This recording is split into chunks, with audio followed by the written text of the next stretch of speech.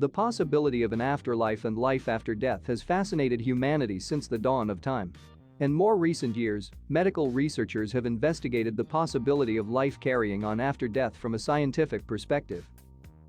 After 50 years of research into life after death, medical experts presented some of their most astonishing findings. Among the unusual findings were children who remembered living out past lives in incredibly vivid detail. Many of the children also remembered the gory details of their past life, such as deaths and accidents. They have been found on all the continents, except Antarctica. They typically involve very young children who spontaneously start talking about a past life and a recent ordinary life.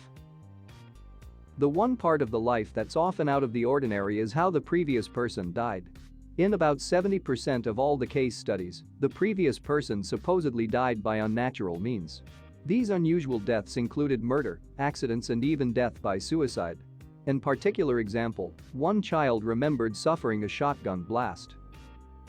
Often in most cases, the kids give enough details so that people have been able to confirm that somebody did actually live and die whose life matches the details that the child gave.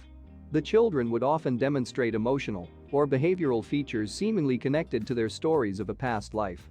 Even more bizarrely, some children were born with birthmarks matching the placement of fatal wounds from their past lives.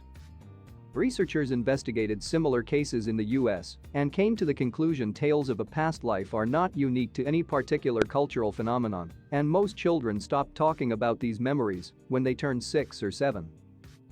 They're certainly not little mystics or anything like that.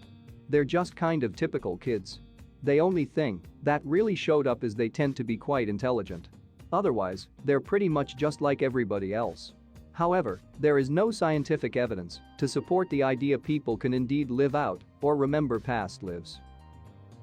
Kids tend to say a lot of things, but some of them can really raise the hair on your body. And as the studies are carried out, the kids continue to creep their parents out anyway. If you're after more bizarre stories, check out some unexplainable things happening to people that they couldn't explain.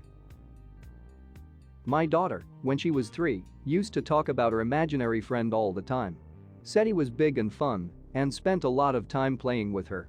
One day I was scanning old photos and had a photo of my father on my desk and she said, "Hey, how did you get a photo of my friend?" I instantly got shivers down my spine. My father died in the house 15 years previously and she played in a room that used to be his office.